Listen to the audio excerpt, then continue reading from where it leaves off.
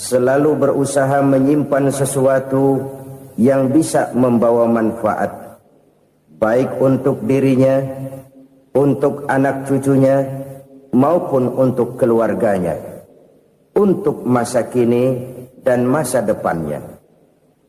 Kadang simpanan itu berbentuk uang, kadang berupa tanah, lain saat berbentuk pabrik, dan lain sebagainya.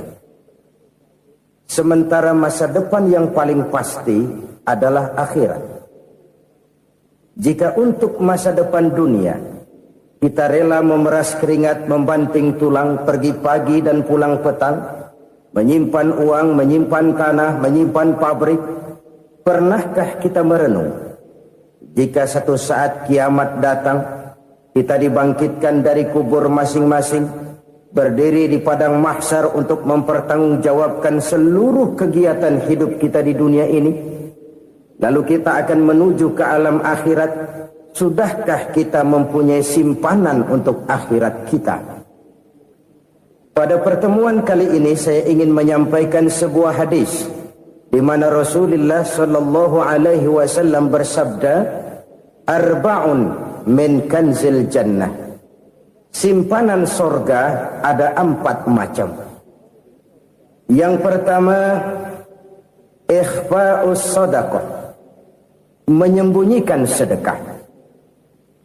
Saudara-saudara kaum muslimin, sebagaimana yang kita maklum bahwa Allah Subhanahu wa taala melebihkan sebagian rezeki dari kita terhadap yang lain.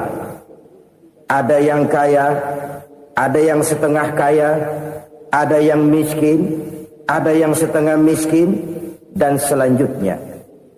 Ada yang gajinya kecil tapi penghasilannya gede. Ada yang penghasilannya gede tapi nggak punya gaji. Ada juga yang memang gajinya gede dan penghasilannya gede. Kelebihan rezeki merupakan sunnatullah dan tidak harus membuat kita merasa lebih dari yang lain. Bahkan sebaliknya, kelebihan itu harus membuat kita ringan tangan untuk menolong mereka yang memang memerlukan pertolongan. Kalau saudara diberikan ilmu, maka pertanyaan akhirat cuma satu: ilmumu kau amalkan untuk apa? Kalau saudara diberikan umur yang panjang, pengadilan akhirat juga bertanya satu: umurmu kau habiskan di mana? Tapi kalau saudara diberikan harta, pengadilan akhirat akan bertanya 2: hartamu kau dapat dari mana? Kau belanjakan kemana? Dari mananya ditanya, dan kemananya juga ditanya. Oleh karena kita akan dimintakan pertanggungan jawab, maka amanah yang bernama harta ini harus kita gunakan dengan sebaik-baiknya. Ada penggunaan yang merupakan kewajiban, itu zakat namanya. Ada penggunaan yang sewaktu-waktu, itu infak namanya. Ada yang lebih sewaktu-waktu lagi, dan itu sedekah namanya. Zakat dia terikat oleh haul dan nisab, oleh putaran batas waktu dan ukuran dari harta itu sendiri. Sedangkan infak terikat oleh situasi dan kondisi perekonomian seseorang. Sedangkan sedekah tidak terikat dengan apapun. Dalam kondisi seperti apapun kita bisa melakukan sedekah dengan yang terkecil sekalipun. Sampai-sampai Rasulullah sallallahu alaihi wasallam mengajarkan, la tahqiranna minal ma'rufi syai'an walau an talqa akhaka biwajhin talik. Atau ada hadis, tabassumuka fi wajhi akhika laka shadaqah. Senyumanmu kepada temanmu adalah sedekah. Jadi untuk melakukan sedekah tidak harus dalam berbentuk uang. Dengan ilmu kita bisa sedekah, dengan tenaga kita bisa bersedekah, dengan pikiran kita bisa bersedekah, bahkan senyum kepada teman itu pun sedekah.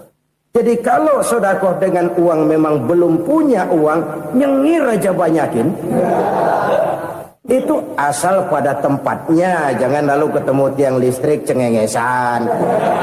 Tentu tidak pada tempatnya dan tidak wajar. Nah, sedekah yang paling dicintai Allah adalah sedekah yang disembunyikan. Artinya, jauh dari sifat riya. Kan kadang-kadang ada orang sedekah itu disebutkan namanya, apa tidak bagus? Kalau memang niatnya ikhlas, ya bagus-bagus saja. Untuk memberikan sugesti kepada yang lain. Si Fulan bin Fulan nyumbang sekian, diumumkan. Boleh kalau niatnya untuk memberikan rangsangan kepada yang lain supaya dia menyumbang lebih besar dari orang tadi. Tapi kalau itu mendatangkan riya, maka sedekah yang paling dicintai Allah adalah sedekah yang disembunyikan. Tangan kiri saja tidak tahu apa yang diberikan oleh tangan kanan. Sedekah yang dilakukan dengan ikhlas akan merupakan perbendaharaan surga, tersembunyi dari pandangan orang lain, tidak seorang pun tahu. Karena memang sikap yang baik adalah melupakan kebaikan dan mengingat kesalahan. Itu salah satu ciri orang bahagia. Orang yang selalu mengingat kesalahannya dan berusaha melupakan segala kebaikannya. Kalau dia akan ada kebaikan, dia tidak bisa ikut, dia merasa rugi karena dia merasa belum pernah berbuat baik. Tapi kalau akan melakukan kesalahan baru, dia ingat kesalahan yang sudah-sudah, sehingga terhalang baginya untuk melakukan satu kesalahan baru.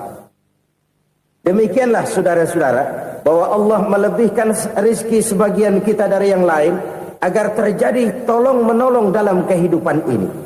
Jadi kesenjangan yang nature, kesenjangan yang alami, itu sunnatullah. Ada yang kaya, ada yang miskin, ada yang kelas menengah. Nah, kenapa lalu sekarang kita berusaha mengentaskan kemiskinan? Oleh karena adanya kesenjangan struktural. Kalau yang kaya bisa semakin kaya, kenapa yang miskin tidak bisa naik jadi ikut sedikit kaya? Sebab pada dasarnya Islam adalah agama yang sejak turunnya sudah berupaya memerangi kemiskinan. Bahkan dikatakan kemiskinan itu mendekatkan kepada kekufuran. Orang kalau miskin udah dekat banget sama kafir. Gampang menjadi kafir. Berapa banyak saudara-saudara kita yang oleh karena soal perut, oleh karena soal materi, terpaksa meninggalkan dan menanggalkan akidahnya. Menjual petunjuk yang diberikan Allah dengan kesenangan dunia yang cuma sebentar ini. Na'udzubillah, thumma na'udzubillah. Jadi makin kita sembunyikan satu sedekah, semakin banyak perbendaharaan kita di surga. Sedekah yang paling dicintai Allah adalah sedekah yang disembunyikan. Malahan ada seorang sufi, dia punya kebiasaan kalau pergi sholat Jumat dia bawa uang, itu uang dia taruh di bawah tikar masjid. Dia niat sedekah kepada siapa saja yang nemuin itu duit. Maksudnya apa? Supaya yang nemuin nggak tahu siapa yang punya duit. Demikian dia saking ingin menyembunyikan sedekahnya. Karena sifat riya itu bisa memakan amal kita sendiri. Riya itu termasuk menyebut-nyebut kebaikan kita. Orang yang suka nepuk dada, sedikit-sedikit ngitungnya kalau nggak gua. Tuh kalau nggak gua tuh yang belah situ, kalau nggak gua. Iya kalau nggak lu kenapa emang? Orang yang suka menepuk jasad, tuh biasanya memang begitu saudara-saudara. Kalau perang lagi berkecamuk, orang nggak sempat ngaku jadi pahlawan. Tapi begitu perang selesai, yang kagak kenal bedil ngaku pahlawan, mas. Itu sesuatu yang biasa.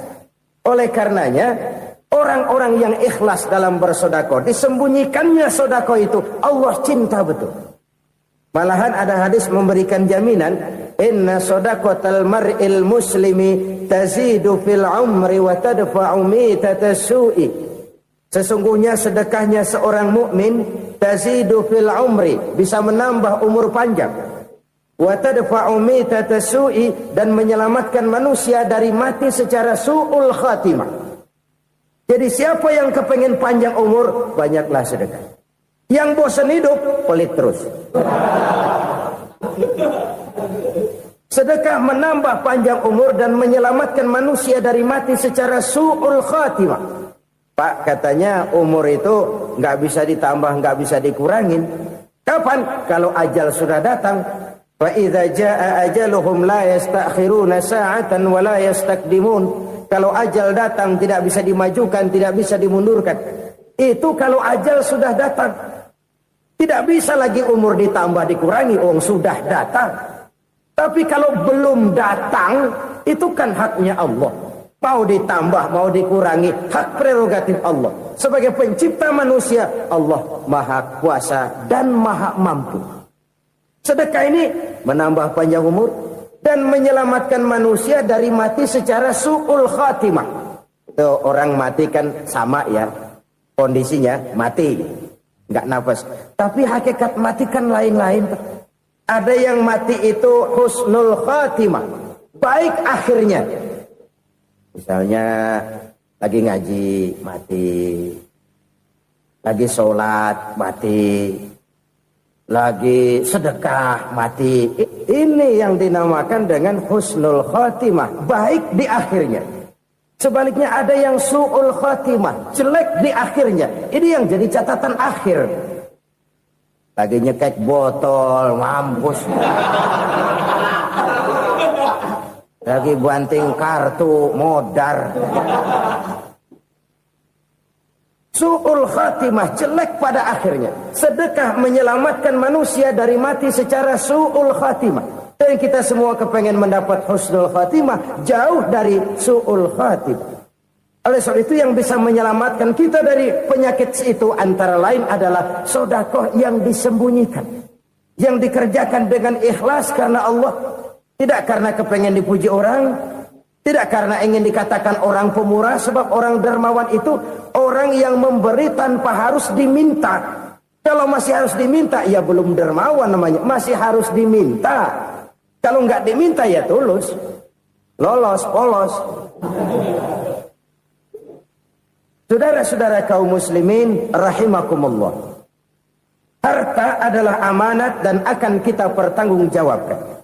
Allah melebihkan rizki sebagian kita dari yang lain agar kita saling tolong menolong, bantu membantu. Nabi janjikan siapa yang meringankan beban saudaranya muslim di dunia, Allah akan meringankan bebannya di akhirat nanti. Sebuah jaminan dari baginda Nabi. Si orang yang kita bantu barangkali tidak bisa membalas, Allah yang akan membalas lewat jalan lain yang tidak pernah kita sangka-sangka. Ada orang tanya, Pak, ini ada orang nyumbang masjid sambil marah-marah, bagaimana? Saya bilang sumbangannya aja ambil, marahnya jangan. Marahnya jangan diambil, itu urusan dia. Saudara-saudara kaum muslimin rahimakumullah.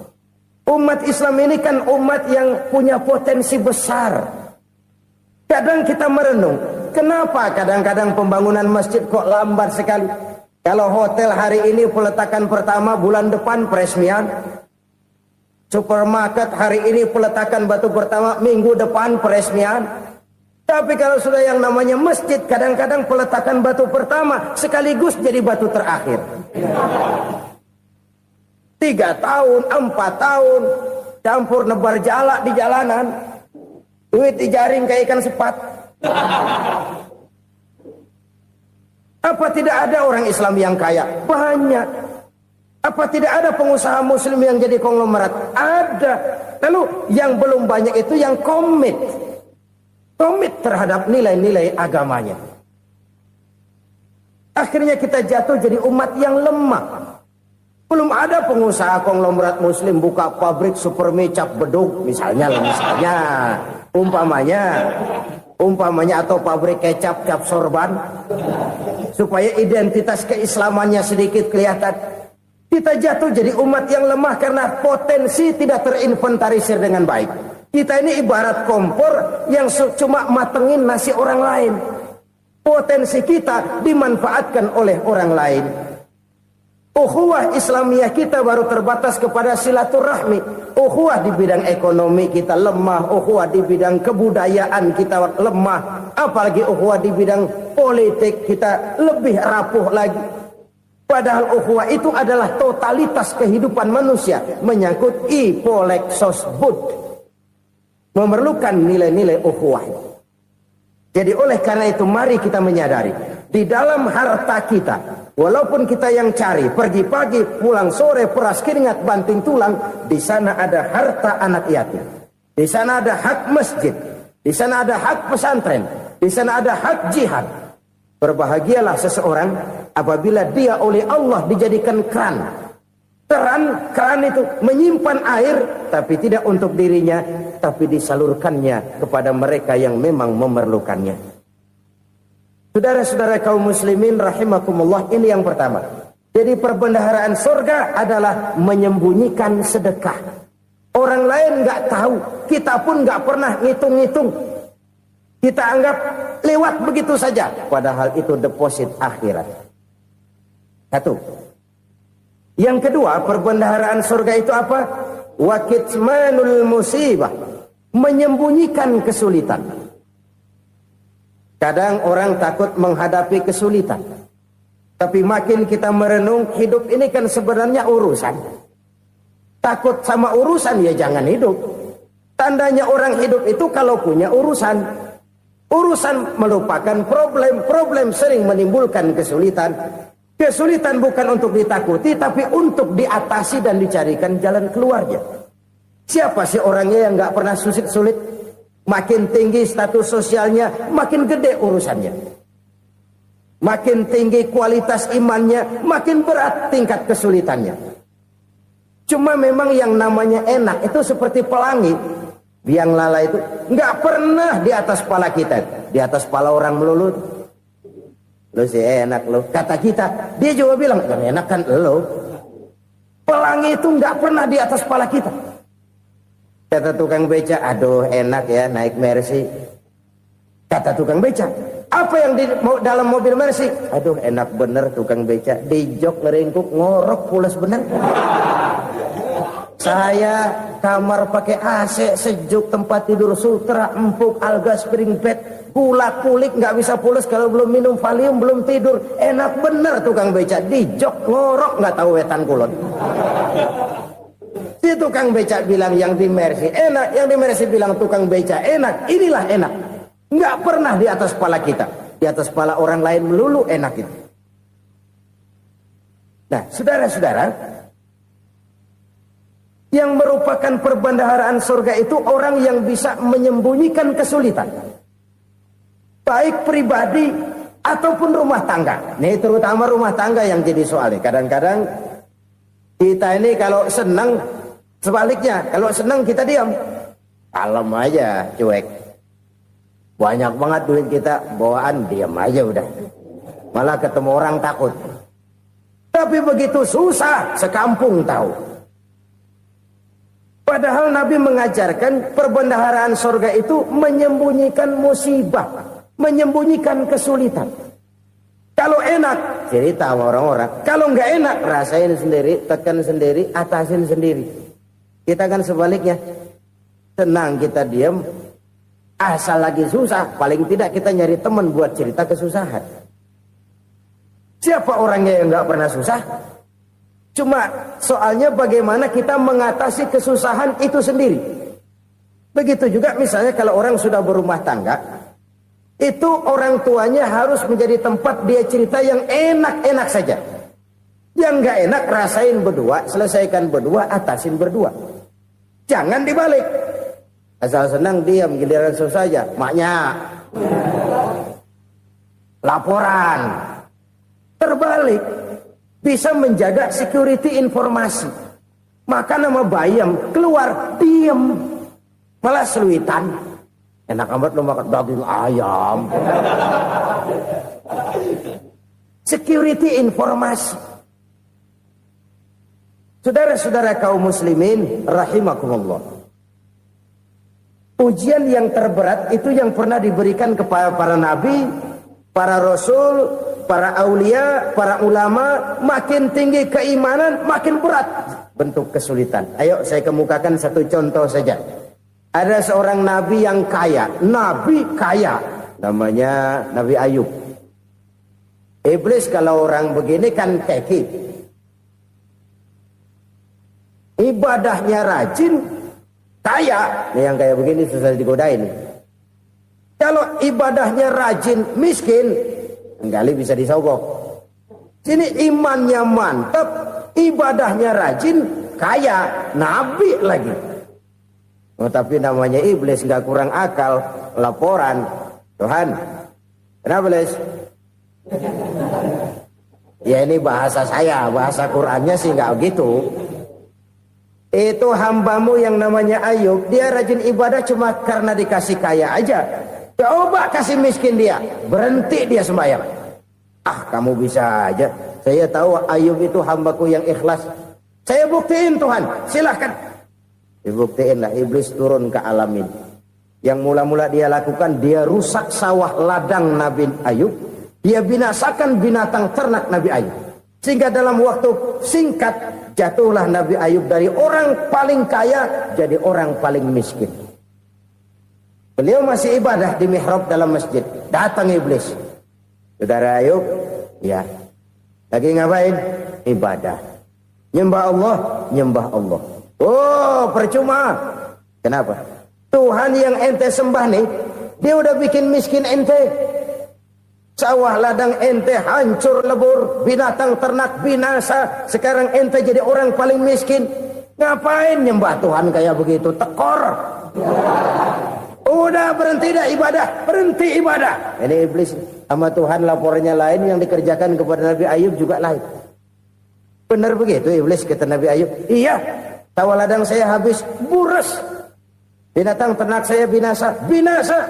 Saya miskin, bangpak. Apa jawab Nabi Ayub? Bukan innalillahi, ya, ini hebat. Alhamdulillahillazi a'tani wa akhadha minni. Segala puji bagi Allah yang telah memberikan harta kepada saya dan sekarang mengambilnya lagi. Alhamdulillah. Allah yang ngasih, Allah yang ambil. Itu mah urusan Allah. Iblis cuman ibadah jalan terus, sujud lagi Nabi Ayub. Iblis seleher gondok banget. Dasar Nabi nggak mempan dia apa-apain. Miskin malah alhamdulillah. Allah yang ngasih, Allah yang ambil. Jadi kalau kita tidak komit, kita tidak terikat kepada kaya, miskin, senang, susah, apa yang bisa bikin kita susah? Jadikan kekayaan, kemiskinan, jadikan senang, susah sebagai anak buah yang bisa kita atur. Jangan kekayaan ngatur kita, jangan kemiskinan ngatur kita. Kita yang harus mengatur mereka. Senang, susah, kaya, miskin, bahagia, sengsara, jadikan itu anak buah yang bisa kita atur. Kalau sekarang kita kaya, lain saat boleh jadi kita miskin, semiskin-miskinnya. Allah yang ngasih, Allah yang ambil. Tenaga mana yang bisa menghalangi? Ibadah jalan terus. Iblis makin gondok. Dasar Nabi loh. Akhirnya apa? Nabi Ayub dikerjain, diberikan penyakit. Demikian fatal penyakitnya. Bayangin, udah miskin, sakit. Masya Allah. Miskin, sakit. Sakitnya nggak lama, kira-kira 16 tahun. Istrinya 3, 2 mental minta ceraiin. Ngerawatin laki bengek begini. Senang belum tentu, susah udah pasti nih. Cerai aja, cerai dah. Cerai. Tinggal satu Siti Rahmah yang setia menemani beliau. Sesetia-setianya hati perempuan.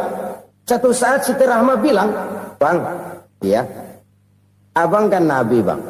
Lalu, namanya Nabi kan doanya jarang meleset, Bang. Maksud kamu minta kenapa sih sama Tuhan biar abang sembuh baik dah, Bang?" Siti Rahmah, iya. Saya sakit berapa tahun sih dah? 16 tahun, Bang. Sebelum ini saya sehat berapa tahun? Ya kira-kira 60 tahun, Bang. Nah, coba ente banding-bandingin, Rahmah.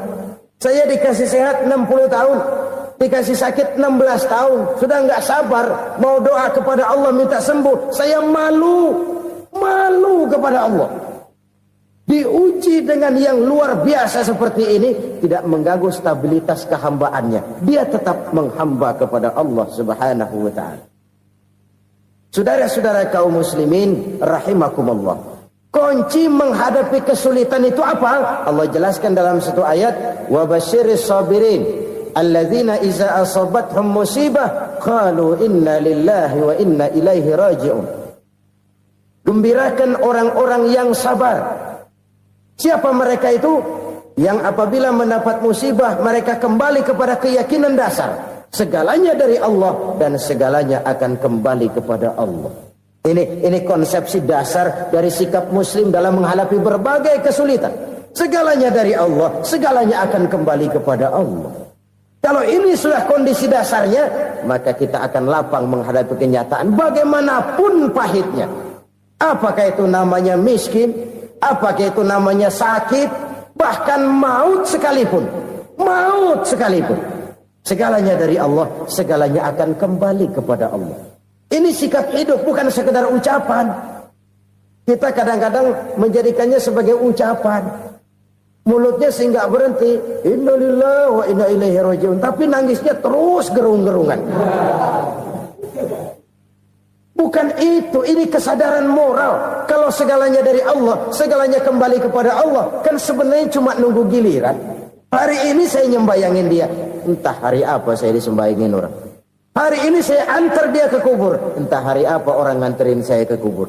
Hari ini saya tahlilkan dia, entah nanti kapan orang tahlilkan saya. Segalanya dari Allah, segalanya akan kembali juga kepada Allah. Oleh sebab itu saudara-saudara, kesulitan bukan untuk ditakuti. Kesulitan justru untuk diatasi, dicarikan jalan keluarnya. Dan tidak ada orang yang tidak pernah mendapat kesulitan. Tidak ada. Semakin tinggi status sosial, semakin tinggi kualitas keimanan, semakin besar juga tingkat kesulitan. Hanya saja bagaimana cara kita mengatasinya. Dan Al-Quran menyatakan, inna ma'al usri yusra. Di balik kesulitan itu pasti ada kemudahan. Roda itu berputar. Karena itu Rasulullah sallallahu alaihi wasallam mengingatkan kepada kita, ta'arraf ilallahi fir raha ya'rifka fis syiddah. Ingatlah kepada Allah di waktu kamu senang, supaya Allah ingat kepada kamu di waktu kamu susah. Kalau waktu senang kita ingat kepada Allah, kita susah, Allah tidak akan meninggalkan kita. Tapi kalau waktu senang kita jauh dari Allah, sujud tidak sempat, dengan masjid jauh, ketika senang kita lupakan Allah. Nanti begitu kita susah, Allah lupakan kita. Dan itu menyakitkan. Oleh karena itu orang-orang tua kita dulu bilang, kalau lagi sehat ingat-ingat lu bakal sakit nanti. Kalau lagi kaya ingat-ingat satu saat kita bakal jatuh miskin. Bahkan kalau lagi muda ingat-ingat kita bakal tua. Dan yang terpenting kalau lagi hidup ingat-ingat kita bakal mati. Saudara-saudara kaum muslimin rahimakumullah. Jadi yang kedua yang merupakan perbendaharaan surga, menyembunyikan musibah. Saudara-saudara kaum muslimin rahimakumullah. Hal ketiga yang merupakan perbendaharaan surga adalah wasilatur rahmi. Orang yang suka bersilaturahmi. Sebagaimana yang kita maklum bahwa manusia adalah makhluk yang disebut zon politika. Makhluk sosial yang tidak mungkin hidup sendiri-sendiri. Betapa dan siapapun kita memerlukan orang lain. Bodoh betul manusia kalau tinggal di tengah masyarakat tapi tidak mau bermasyarakat. Merasa hebat sendiri, pinter sendiri, gagah sendiri, kaya sendiri. Mungkin kalau mati juga ngubur sendiri. Jangankan kita di sini, di sorga saja Nabi Adam waktu sendirian bengong melulu, mondar mandir. Allah tegur dam sepi dam. Jadi ini kalau bahasa saya, iya Tuhan sepi ini nggak ada coret-coretan pisan ini. Diciptakan Siti Hawa baru anteng Nabi Adam. Itu di surga. Cobalah. Umpamanya saudara tinggal di Jakarta nih. Kayak bener. Apaan aja di Jakarta punya saudara dah. Jembatan Semanggi ambil. Monas, Buntel bawa pulang. Hotel-hotel ambil semua. Cuman tinggal di Jakarta sendirian, apa enaknya? Betapa dan siapapun kita perlu orang lain. Tidak ada seorang pun yang bisa memenuhi kebutuhan hidupnya secara sendiri-sendiri. Nah, Islam telah menyelamatkan manusia dari ras diskriminasi. Mengikat manusia dengan persaudaraan yang berlandaskan kepada akidah. Karena itu dianjurkan bersilaturahmi. Bahkan Nabi menyatakan, man arada ayyubsata lahu fi rizqihi wa yunsa'a fi atharihi falyasil rahimah.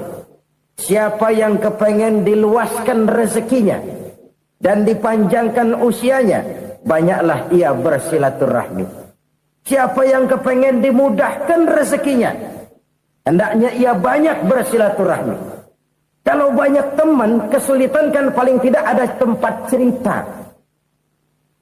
Udah susah, sendirian kita pikirin diri, nggak ada tempat tukar pikiran. Cepet banget sama bengek.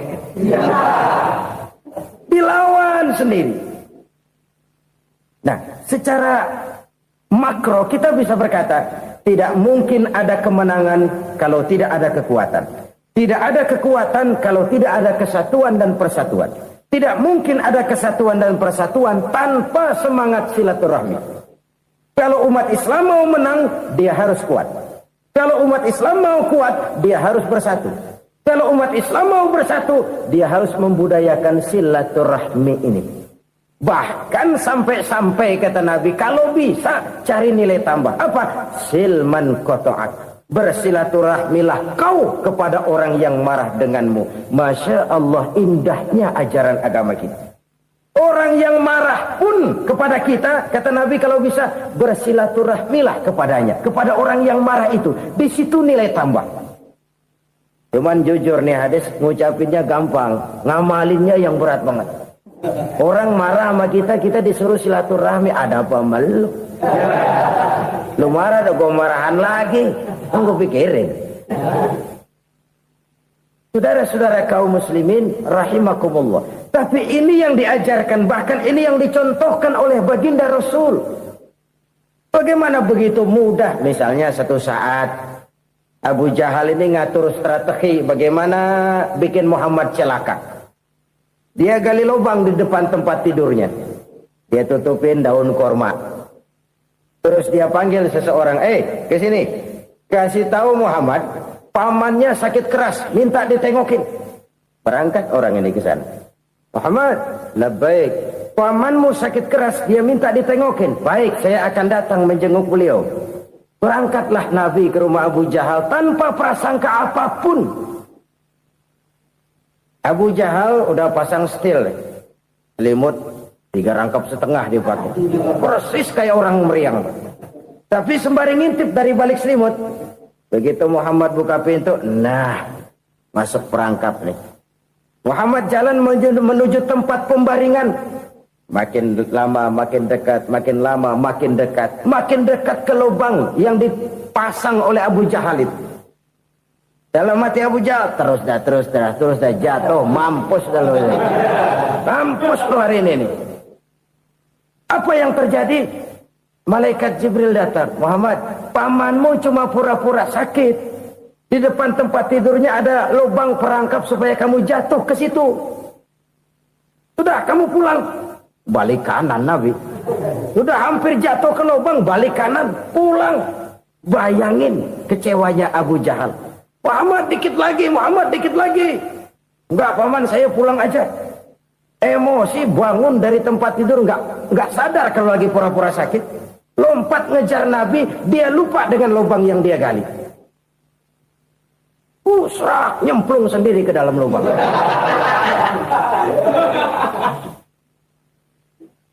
Nabi terus berlalu. Ini terjadi keanehan. Jatuh ke lubang yang dia gali itu sebenarnya nggak terlalu dalam ya, antara 3-4 meteran lah. Tolong saya jatuh ke lubang ini. Datanglah pelayan-pelayannya itu. Angkat saya dari sini. Yang ngulurin tambang. Satu gulung, belum juga nyampe itu tambang. Kurang, beli lagi ke warung. Sambung, ulur lagi, nggak juga bisa sampai. Wah ini kerjaan Muhammad ini. Tolong siapa salah seorang kamu ke rumah Muhammad, kasih tahu encangnya kecebur. Minta ditolongin. Sampaikan kepada Rasul. Kenapa? Pamanmu jatuh ke lubang, Muhammad minta tolong diangkatin. Tambang udah nyambung-nyambung nggak nyampe juga. Ya nanti saya datang saya tolong. Coba. Nyata-nyata orang berniat jahat mau mencelakakan dia. Datang dia menolong. Ini yang disebut air tuba dibalas air susu ya ini. Bukan sebaliknya. Air tuba dibalas air susu. Paman, kecebur ya? Iya Muhammad, tolong ini. Pegang tangan saya. Nabi ulurkan tangannya. Nyampe. Dipegang oleh Abu Jahal. Diangkat ke atas. Sampai atas. Apa kata Abu Jahal? Sihirmu memang hebat Muhammad. Udah ditolongin dikata sihir. Yang enak kita kemplang kan itu orang begitu. Urusan apa? Tapi inilah akhlak. Kalau bisa kamu bersilaturahmilah dengan orang yang marah kepadamu sekalipun. Orang marah kita tetap baik. So, kalau kita berbuat baik sama orang yang memang baik, rasanya sih biasa-biasa aja. Orang baik kita baik lagi, ya draw aja, belum ada nilai tambah di situ. Baru ada nilai tambah kalau kita bisa berbuat baik kepada orang yang nyakitin kita. Itu namanya kita setingkat di atas dia. Dia sakitin kita, kita berbuat baik sama dia. Dia pelit sama kita, kita baik sama dia. Dia marahin kita, kita deketin dia. Di situ kita punya nilai tambah. Jadi siapa yang ingin diluaskan rezekinya kata Nabi dan dipanjangkan umurnya, hendaklah ia banyak-banyak bersilaturahmi. Sederhana sebenarnya silaturahmi, tapi silaturahmi membangkitkan semangat kesatuan dan persatuan. Kesatuan dan persatuan melahirkan kekuatan. Dalam matematika 1 ditambah 1 pasti 2. Tapi di tengah masyarakat 1 orang takut ditambah 1 orang takut, hasilnya jadi 2 orang setengah berani. Kenapa setengah berani? Karena udah berdua. Tadi pan takut sendirian. Kalau dia kumpul turu-turu takutlah jadi berani. Kita yang lemah, kita yang tidak berdaya, kita yang miskin, kalau mau kompak bersatu, apa yang nggak bisa kita kerjain? Apalagi tinggal di kota besar, pilihan cuma 2. Bertahan atau minggir. Bertahan atau minggir. Untuk bisa bertahan harus mampu bersaing. Untuk mampu bersaing harus punya keahlian. Keahlian harus ditunjang dengan pendidikan. Ditambah oleh kekompakan sebagai umat. Udah miskin mencar mulu, orang injak kita. Orang nggak pandang urusan apa malu. Oleh karena itu silaturahmi pada hakikatnya merupakan ruh dari ukhuwah yang diajarkan oleh agama kita. Bagaimana Islam menyelamatkan masyarakat manusia dari ras diskriminasi, mengikat manusia, dan tidak ada persaudaraan yang lebih indah selain persaudaraan yang diikat dengan nilai-nilai akidah. Sepanjang orang di jalan Allah, itulah saudara kita. Keluar dia dari jalan Allah, selesailah persaudaraan sampai di situ. Karena itu, kalau ingin menyimpan sesuatu di surga, banyaklah bersilaturahmi. Datang ke rumah ini, datang ke rumah itu, dan lain sebagainya. Itu simpanan kita di akhirat nanti. Ini yang ketiga. Saudara-saudara, yang keempat, perbendaharaan surga itu apa? Wa qawlu la hawla wa la quwwata illa billah. Ucapan la hawla wa la quwwata illa billah. Ibadah kan ada yang berat, modalnya besar. Bangun masjid berat, modalnya besar. Bangun rumah sakit berat, modalnya besar. Ada ibadah yang berat, tapi modalnya ringan. Misalnya puasa. Puasa itu berat, mengendalikan nafsu. Kalau sekedar nggak makan, nggak minum sih enteng. Mengendalikan nafsu. Itu jihad terbesar. Tapi kan modalnya ringan, cuma niat saja. Ini ibadah berat, modalnya ringan. Ada ibadah yang ringan, modalnya juga enteng. Seperti termasuk ucapan la haula wa la quwwata illa billah. Tanpa sadar, la haula wa la quwwata illa billah. Nyelengin tuh di surga. Nyelengin, kita nggak terasa. Nyelengin simpenan akhirat. La haula wa la quwwata illa billah. Nyimpan lagi. Kaget, la haula wa la quwwata illa billah, nyimpan lagi, banyak simpanan. Walaupun sebenarnya yang dimaksud di sini adalah kesadaran batin bahwa tidak ada daya dan kekuatan kecuali Allah. Itu intinya. Kita memulai pekerjaan disunahkan baca bismillah, kan begitu. Apa itu?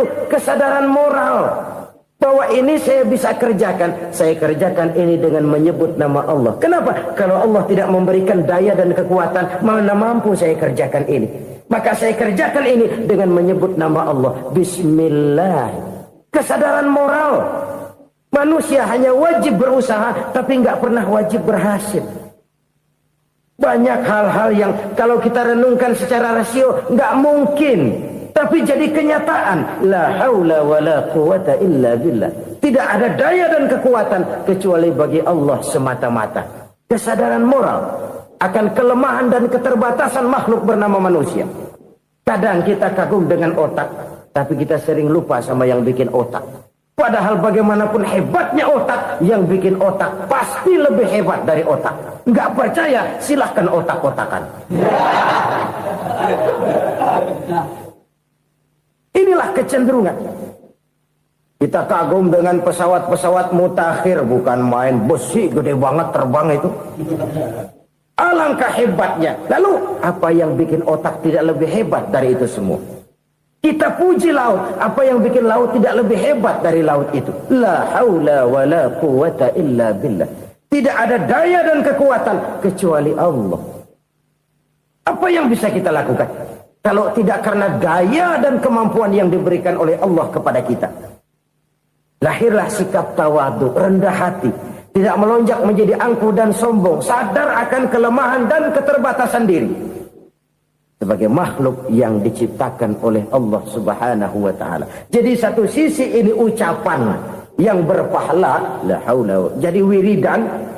Pada sisi lain ini kesadaran moral.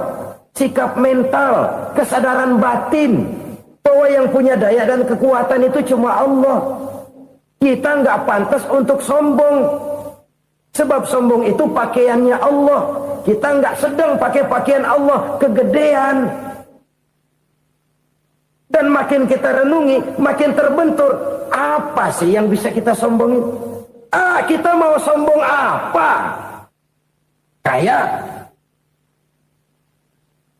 Pintar, itu kan semua relatif. Di atas langit masih ada langit lagi.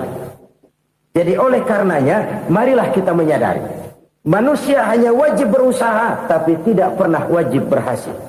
Yang berusaha saja tidak wajib berhasil, apalagi yang tidak berusaha. Islam bukan agama orang pemalas yang selesai sholat lalu enggelohom, enggelenggem ayem-ayem. Tapi Islam bukan agama orang sombong yang setelah berusaha lalu tidak memerlukan Allah.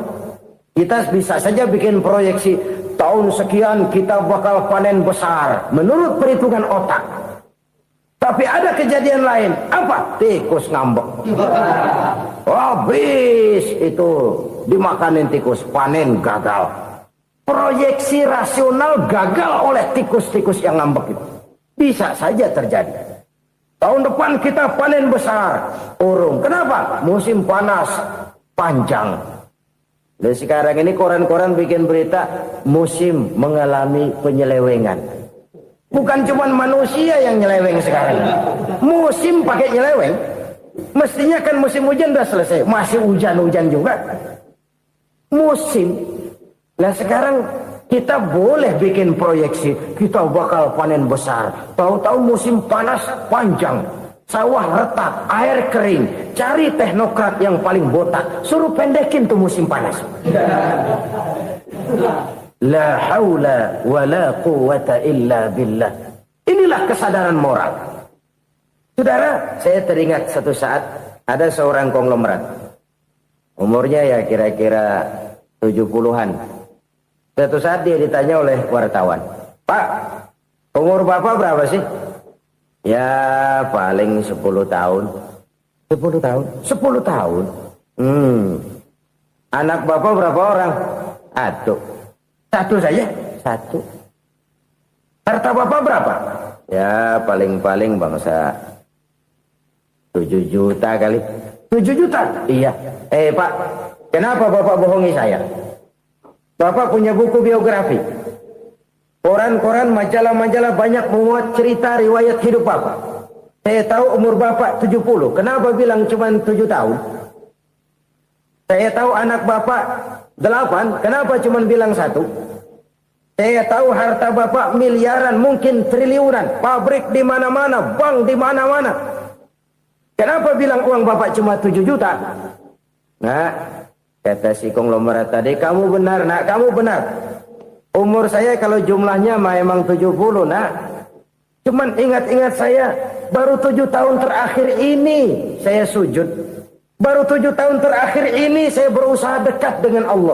Saya laksanakan perintahnya, saya jauhi larangannya. 7 tahun inilah rasanya yang ada nilainya di hadapan Allah. Yang 63 tahun matong, kelabu, kelem umur gue. Habis untuk maksiat, untuk munkarat. Maka ketika ditanya tadi, umur saya 7 tahun itu. Oh begitu Pak. Oh iya. Lalu anak Pak. Anak bapak kan 8. Kenapa bilang cuma 1? Nah, kalau jumlah hitungannya memang anak saya 8. Tapi dari 8 orang ini rasanya cuma 1 nih. Yang bakal jadi buah hati, belahan jantung. Pelanjut cerita, penerus sejarah. Bakal jadi anak soleh yang akan mendoakan saya. Cuma 1 rasanya anak saya nih yang bakal jadi buah hati saya. Besar-besaran saya. Yang akan mendoakan di kubur saya. Yang akan mendoakan di akhirat saya. Yang 7 orang mana? Masya Allah, yang atu tenggeng, yang atu nyekek botol mulu, yang atu nggak karu-karuan. Makanya saya bilang 1 anak saya yang akan bisa mendoakan saya. Oh begitu Pak. Iya. Nah harta Pak, harta bapak kan triliunan, pabrik bapak di mana-mana, uang bapak hampir di tiap bank-bank besar. Kenapa bilang cuma 7 juta? Betul kau nak.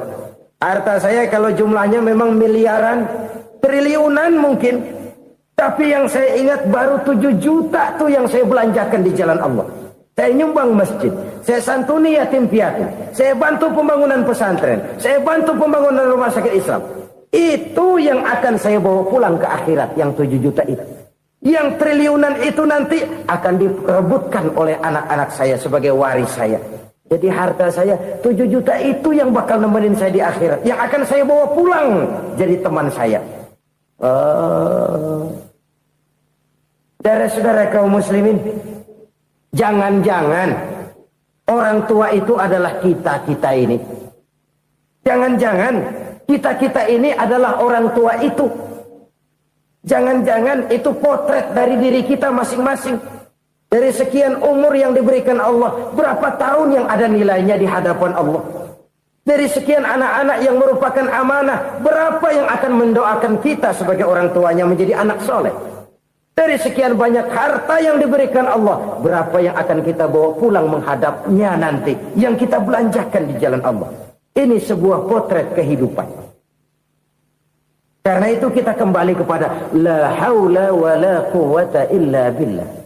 Kita wajib berusaha, kita wajib berikhtiar. Selebihnya, segala daya dan kekuatan hanya milik Allah saja semata-mata. Satu kesadaran batin dari setiap pribadi muslim. Setelah ia berusaha dan berikhtiar, ia menyerahkannya kepada Allah Subhanahu wa ta'ala. Jadi, satu sisi ini merupakan wiridan ucapan yang mengandung pahala. Pada sisi lain, ini merupakan sikap batin dari seorang muslim di dalam ia menghadapi realitas kehidupan ini. Saudara-saudara kaum muslimin, rahimakumullah. Kalau ini kita jadikan satu basis kehidupan, maka ini akan menyelamatkan manusia dari kemungkinan tergelincir menjadi orang yang lupa diri dan lupa darat. Sebab itu Imamul Ghazali berpesan, jadidis safinah fa innal bahra amiq, wa khuziz zad fa inna safara ba'id, wa khaffifil hamla fa innal hamla sadid. Perbarui selalu kapalmu karena lautan sangat dalam. Bawa bekal yang banyak karena perjalanan ini sangat jauh. Ringankan beban karena kebanyakan beban akan menyakitkan. Alangkah indah kalimat ini, alangkah dalam makna yang terkandung di sana. Perbarui selalu kapalmu karena lautan sangat dalam. Apa artinya ini? Jaga mentalmu baik-baik. Pelihara imanmu baik-baik karena hidup penuh cobaan seperti lautan. Kita kalau berlayar di lautan kan kadang-kadang tenang, angin bertiup sepoi-sepoi basah. Jika malam datang bintang gemintang bertabur menghias cakrawala. Rembulan memantulkan sinarnya dengan indah. Dalam keadaan begitu berlayar enak. Tapi lain saat ombak menggunung, halilintar menyambar, angin topan bertiup. Berapa banyak sudah saudara-saudara kita yang tenggelam di lautan dunia tanpa sadar bahwa dia belum sampai kepada pantai yang akan dituju. Berapa banyak sudah saudara-saudara kita yang tenggelam di lautan dunia ini tanpa sempat bangkit lagi. Dia menyangka sudah sampai kepada tujuannya. Hati-hati kapal jangan sampai bocor karena lautan sangat dalam. Iman ini jaga baik-baik karena hidup penuh dengan ujian. Wa khuzizat fa inna safara ba'id. Bawa bekal yang banyak karena perjalanan sangat jauh. Saudara mau ke Bandung, bawa duit. Saudara mau ke Surabaya, banyakkan lagi duitnya. Saudara mau ke Mekah, gepokan, iketan tuh duit nggak lembaran lagi. Makin jauh perjalanan, makin banyak bekal yang harus kita bawa. Kalau saudara dari Jakarta mau ke Surabaya, kagak bawa duit berangkat juga, itu sih bukan berani namanya, nekat. Sampai Surabaya belum tentu, sengsara di jalan udah pasti. Kenapa? Nggak bawa bekal berangkat. Sama juga kita nih, misalnya belum sempat sembahyang, mati. Waduh, berani banget orang. Belum punya bekal, mati.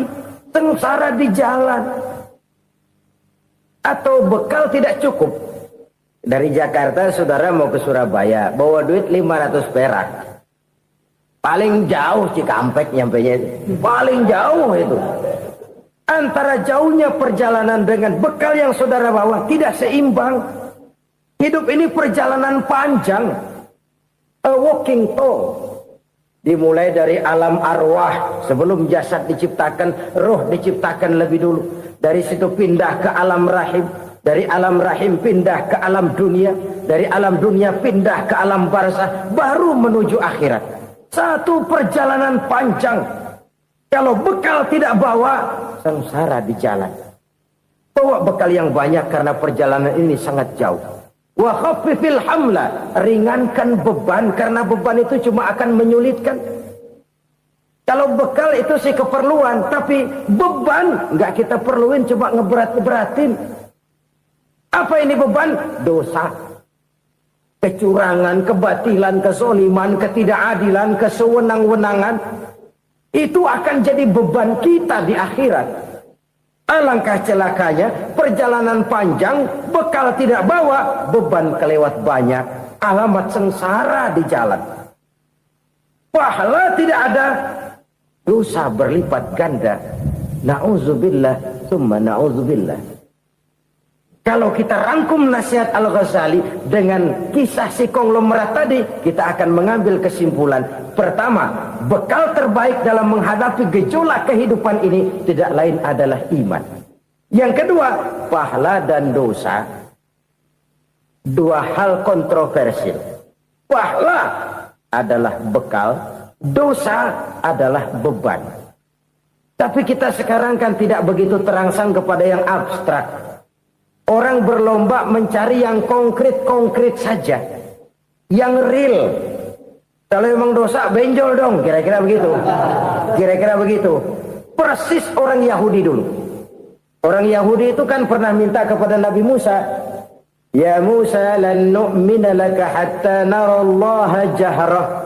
Musa, kami nggak bakal mau beriman kepada Allah kalau belum kami lihat Allah ada nongkrong di depan kami. Kalau memang Tuhan ada, taruh dong di depan kami. Mau yang konkret-konkret saja. Kalau memang dosa, benjol dong. Kalau memang pahala, berasa dong. Orang terangsang kepada yang real, yang konkret-konkret saja. Karena itu, untuk mengejar dosa, orang mau bayar. Tapi untuk mengejar pahala, walaupun tidak bayar, orang segan. Ini yang dikatakan oleh Nabi, kamu mengharapkan ke surga, tapi kamu berat melaksanakan sesuatu yang bisa membawa kamu ke surga. Kamu ingin jauh dari neraka, tapi tiap saat kamu lakukan perbuatan-perbuatan yang justru menjerumuskan kamu ke neraka. Idda'aitum an-najata minan nar wa ramaitum fiha anfusakum. Kamu ingin selamat dari neraka, tapi kamu lemparkan diri kamu ke neraka. Kamu ingin masuk surga, tapi berat sekali kamu melakukan perbuatan-perbuatan yang bisa menyampaikan kamu di surga. Saudara-saudara kaum muslimin rahimakumullah. Jadi hal keempat yang merupakan perbendaharaan surga adalah la haula wa la quwata illa billah. Satu sisi ini merupakan ucapan yang memperberat timbangan akhirat. Pada sisi lain ini merupakan sikap hidup seorang muslim. Kesadaran batin yang sangat dalam bahwa tidak ada daya dan kekuatan kecuali Allah. Dan itu kita simbolkan pada saat memulai pekerjaan dengan bismillah, dengan menyebut nama Allah. Satu kesadaran moral, saya hanya bisa melakukan ini karena diberikan daya dan kekuatan oleh Allah. Lahirlah sikap tawadu, rendah hati, tidak melonjak menjadi angkuh dan sombong.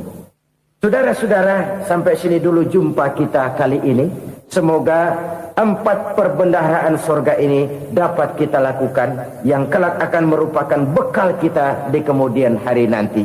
Amin ya rabbal alamin. Bapak-bapak, ibu-ibu, saudara-saudara kaum muslimin rahimakumullah. Di dalam kehidupan kita sebagai seorang muslim, minimal 5 kali dalam sehari semalam kita mendengar seruan untuk mendirikan solat yang disebut azan. Ada kalimat menarik di dalam kalimat azan itu, yakni seruan hayya 'alal falah, marilah menuju kepada keberuntungan, marilah meraih kemenangan. Seruan ini adalah kecenderungan dari setiap manusia, apapun warna kulitnya. Artinya, setiap orang dalam hidup selalu ingin meraih dan mencari kemenangan. Kemenangan akan melahirkan kepuasan batin, dan kepuasan batin memberikan kebahagiaan. Sedangkan kekalahan melahirkan penderitaan batin, dan penderitaan batin menjerumuskan seseorang di dalam berbagai bentuk kerugian. Jikalau inilah seruan azan, maka masalahnya ialah apa yang menyebabkan kita meraih kemenangan. Al-Quranul Karim memberikan tuntunan dan ajaran kepada kita bahwa orang-orang yang memperoleh kemenangan itu tidak lain adalah orang-orang yang bertakwa. Hanyalah mereka yang bertakwa kepada Allah Subhanahu wa ta'ala pada akhirnya akan tampil sebagai pemenang. Lalu siapa orang yang bertakwa itu? Dijelaskan dalam awal-awal Al-Baqarah. Orang yang bertakwa yang akan meraih kemenangan, pertama, allazina yu'minuna bil ghaib, yaitu orang-orang yang beriman kepada yang gaib. Percaya bahwa ada alam yang gaib, alam yang abstrak, alam yang tidak bisa dijangkau oleh salah satu daripada panca indera kita. Mereka percaya dan beriman kepada adanya malaikat, beriman kepada adanya iblis dan jin, beriman kepada adanya alam kubur, beriman kepada adanya alam mahsyar, beriman kepada adanya alam akhirat, beriman kepada adanya surga dan neraka. Beriman bukan cuma sekedar beriman dalam ucapan bibir saja, tetapi beriman yang nilai iman itu mampu mewarnai gerak dan gaya hidupnya. Iman yang meresap sampai ke tulang sumsum, kemudian memberikan dampak positif di dalam kehidupan manusia. Alam, kita tahu, adalah sesuatu yang selain Allah, dan Allah bukanlah alam. Apapun namanya selain daripada Allah, itu adalah alam. Alam pada hakikatnya terbagi menjadi 2. Ada alam syahadah, alam nyata, alam konkret, alam yang bisa dijangkau oleh salah satu indera kita. Kemudian ada alam ghaib, alam yang tidak bisa dijangkau oleh panca indera kita, alam metafisika, alam abstrak, alam yang wajib kita imani keberadaannya. Kita percaya bahwa malaikat itu ada, Kita percaya kepada jin, bahwa jin itu ada. Kita percaya kepada adanya iblis dan setan. Bukan percaya kepada iblis dan setannya, percaya bahwa iblis dan setan itu ada. Itu termasuk salah satu daripada sifat orang yang bertakwa kepada Allah. Saudara-saudara kaum muslimin rahimakumullah, kecenderungan pembangunan yang lebih bersifat materialistis biasanya menggeser aspek kehidupan rohani. Orang berpikir empiri, dan dalam pola pikir yang demikian maka alam gaib tidak lagi mendapat perhatian. Aspek kehidupan yang bersifat rohaniah malah mulai ditinggalkan. Akibatnya terjadilah kepincangan di dalam kehidupan kita. Pernah ada satu pengalaman pribadi dalam perjalanan kembali ke tanah air. Dalam pesawat di sebelah kanan saya duduklah seorang Jerman namanya Heiner Simonsen. Iseng saya ajak kenalan, saya ajak ngobrol, saya tanya dia. Saya bilang, Mas Heiner ini, kalau pesawat yang kita tumpangi ini jatuh ke bawah, kira-kira apa yang bakal terjadi, Mas? Dia bilang, kita semua akan mati. Begitu? Iya. Oke. Apa itu mati? Tanya saya. Dia bilang, untuk tahu apa itu mati, kita harus tahu lebih dahulu apa itu hidup. Saya pikir nih bule bisa ngomong juga. Baiklah kata saya. Apa hidup menurut Anda itu? Oh, hidup itu dia bilang, kalau seluruh anggota badan kita bekerja secara normal, paru-paru memompa darah secara normal, jantung berdetak secara normal, sel-sel tubuh bekerja secara fit, dan organisme tubuh hanya mau bekerja secara normal, dia bilang, kalau kita memberi makan yang cukup, menu yang teratur, dan gizi yang lengkap. Saya bilang, kesimpulannya apa, Ner? Dia jawab, hidup adalah dari tangan ke mulut. Life is from the hand to the mouth, kata dia. Hidup adalah dari tangan ke mulut. Jadi masalah hidup tidak lebih daripada masalah isi perut. Orang pergi pagi, pulang sore, peras keringat, banting tulang, perut yang dibelain. Saya bilang, you are wrong. Sampean salah, Ner. Kamu orang Islam bukan? Bukan. Pantas. Kenapa saya salah? Dia bilang, ya jelas salah. Salahnya di mana? Kamu ini manusia. Kalau hidup cuma dari tangan ke mulut, saya bilang, kambing di kampung saya juga begitu pikirannya, Ner. Itu kambing di kampung saya, asal perutnya kenyang, sudah hidup dia. Perkara besok bagaimana, lusa prospeknya macam mana, bulan depan ada apa, kambing nggak pernah mikir. Di kampung saya kambing juga pikirannya begitu. Kamu Kristen ya? Tadinya. Loh kok tadinya, lalu apa sekarang kamu ini? Dia bilang, sekarang saya netral. Saya tidak beragama, tapi saya percaya kepada Tuhan sebagai pencipta alam. Saya ingat benar dia bilang, I haven't any religious, but I believe to God as the creator of the world. Kenapa bisa netral begitu, Ner? Habis saya bingung katanya. Islam bilang Islam baik, Kristen bilang Kristen baik, Hindu Buddha bilang Hindu Buddha baik, semua agama baik. Saya netral sekalian, nggak beragama. Yang penting saya percaya kepada Tuhan. Saya bilang, Ner, kamu ini kayak orang mau beli celana, lalu bingung. Yang satu bilang Levi's bagus, yang satu bilang Blue Jean hebat, yang satu bilang Wool England hebat. Celana ini hebat, celana itu bagus, celana ini hebat. Semua celana bagus, kamu bingung. Akhirnya netral, tidak pakai celana. Itu juga salah. Saya pikir-pikir, kemudian saya melihat bahwa dua pola berpikir Heiner ini nampaknya sudah mulai menggejala di lingkungan masyarakat bangsa kita. Disadari atau tidak, secara jujur kita harus berkata, dua pola pemikiran Heiner ini mulai berkembang di tengah masyarakat bangsa kita. Pertama, pola pikir materialisme.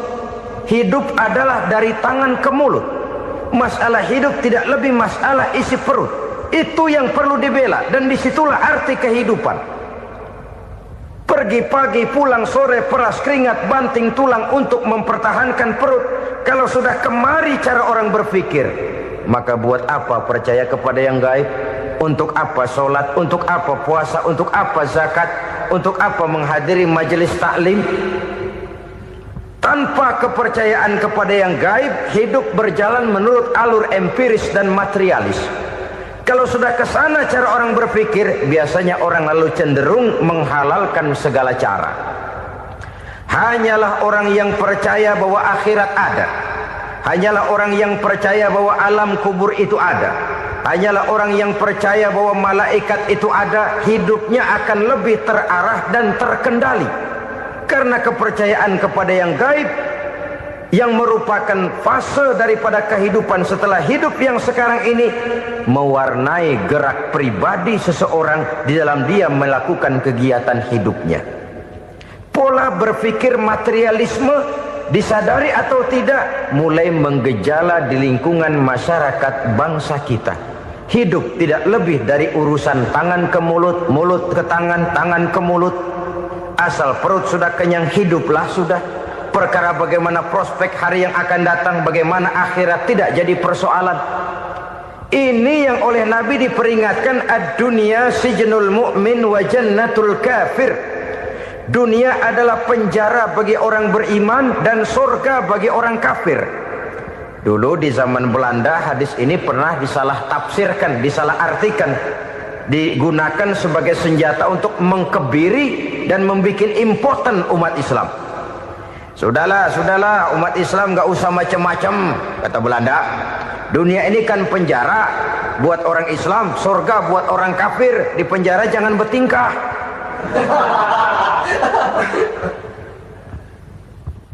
Pengertiannya tidak begitu. Dunia adalah penjara bagi orang mukmin. Artinya dalam kehidupan dunia seorang mukmin tidak bebas memperturutkan hawa nafsunya. Di penjara hawa nafsunya itu. Sebaliknya, surga bagi orang-orang kafir. Buat orang kafir, surgalah dunia ini. Mereka bebas memperturutkan hawa nafsunya. Dilarang tidak terlarang, dicegah pun tidak tercegah. Mereka hidup menurut alur bisikan nafsu mereka sendiri.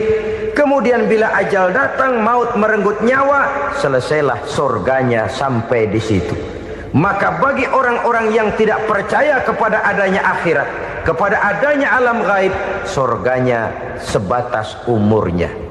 Sekali lagi, surganya sebatas umurnya.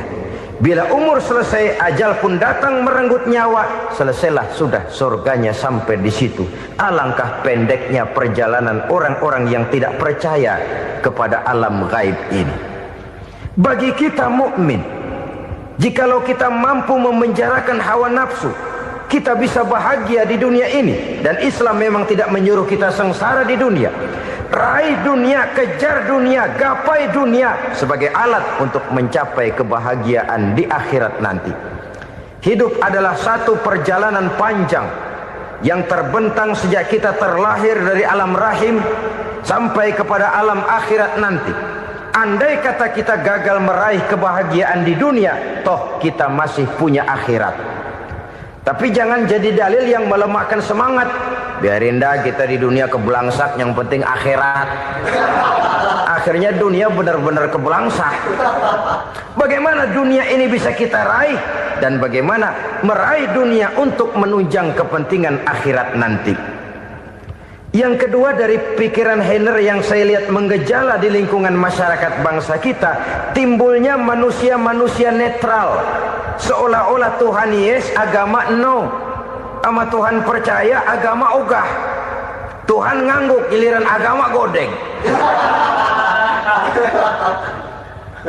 Padahal hampir dalam setiap ayat dalam Quran, kata-kata amanu biasanya bergandeng dengan wa amilus shalihat. iman dan amal soleh. Ini sebagai isyarat Tuhan dan agama jangan pernah dipisah-pisah. Apabila kita bertuhan, maka kita harus beragama. Apabila kita beragama, maka agama itu harus bersumberkan dari Tuhan yang kita imani itu. Tidak mungkin kita pisah, Tuhan yes, agama no. Sama Tuhan percaya tapi agama bikin sendiri. Sembayangnya cukup bengong 2 jam madep ngulon.